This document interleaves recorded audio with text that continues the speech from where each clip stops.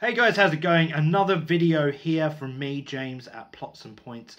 Today we're going to be doing a book review, and the book review is going to be of The Tower of the Swallow by Andrzej Sapkowski, which is the penultimate book in the Witcher series. I read this book in June. You're seeing this video in July because, I've just been on top of the reading game for the last couple of months, so I've been a bit behind on the reviews, but here it is, Tower of the Swallow, what potentially could be the best book in the series. It's certainly up there.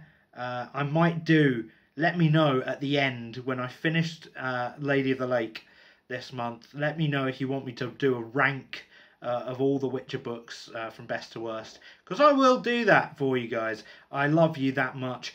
So yes, let's talk about now The Tower of the Swallow.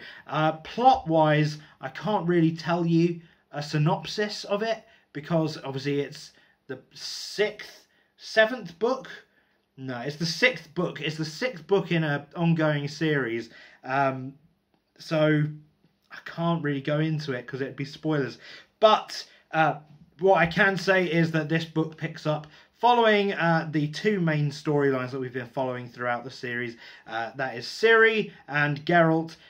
They became diverged like way back in book one, so I don't feel that that's a spoiler. But we're sort of following the development of both of these storylines. Sapkowski does a really good job in this book of splitting between the two. We get a much better balance of the two plot lines than we did in Baptism of Fire, which was a lot more Geralt focused. This book is probably slightly more Ciri focused than it is on Geralt, but not so much as it will become in Lady of the Lake, if my memory serves. So this book really splits between the two. We get a lot of character growth for Ciri in this book. Ciri's character has kind of been left on the sidelines in the last, at least in Baptism of Fire, and for a little bit in What's the Time of Contempt as well. So we didn't spend too much time growing her character, but this book really sort of highlights her development and shapes her into the character that she will become for the end game plot, which is great. We catch up with some characters as well that we haven't seen for quite a long time. It sort of brings us back around to some characters that were in there from the beginning that have dropped off and are now coming back, which is interesting.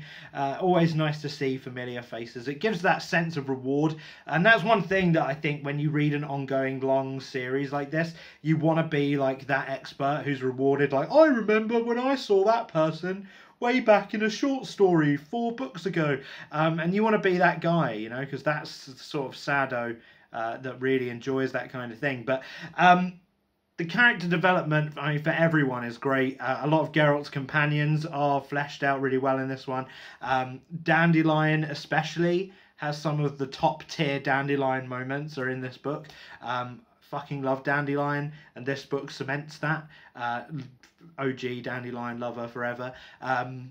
Yeah, so characters are great. The pacing, as I say, I would say it's a lot better than Baptism of Fire. I know a lot of people didn't like Baptism because it focused too much on sort of trudging from place to place and Geralt being moody, and it was kind of slow and didn't really advance the plot. But this one sort of kicks it up a gear, really advancing the plot lines on all fronts.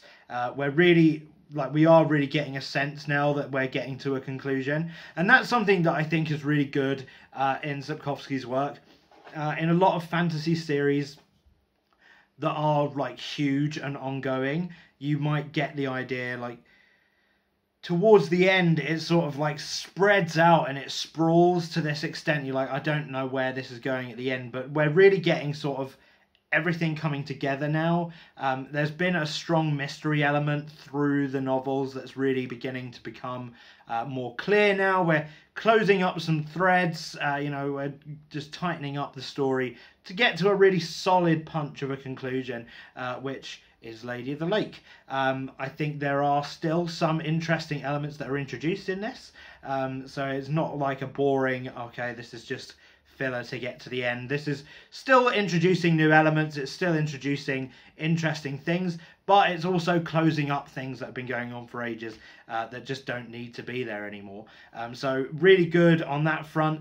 Obviously Sapkowski's writing style is still on point. I think he explores a very a rhythmic kind of Greek chorus kind of thing. This kind of reads a bit like a Greek tragedy in a way. There certainly is a sort of repeated fairy tale-esque kind of thing going on. Yeah, I mean, I don't really have much more to say about it. It's difficult doing a review of each book in a series when it's spoiler free, because you can't really talk about the plot all that much. But needless to say, this one is an incredibly worthwhile read for any fan, obviously, who's read the series up to this point. I can't imagine you would stop now. But yeah, even, I guess if you've not read the series, you wouldn't read this, would you? Because what would be the point? It's picking up one book before the end. It's needless. So that was my review of The Tower of the Swallow by Andrzej Sapkowski. Stay tuned next week when I review a book that makes absolutely no fucking sense at all, and the week after that when I review a book that was really not very good. So yeah, that's all to look forward to. So make sure you do like, you do comment, you do subscribe, and I'll see you then with more fun content. And that's it. Goodbye for now.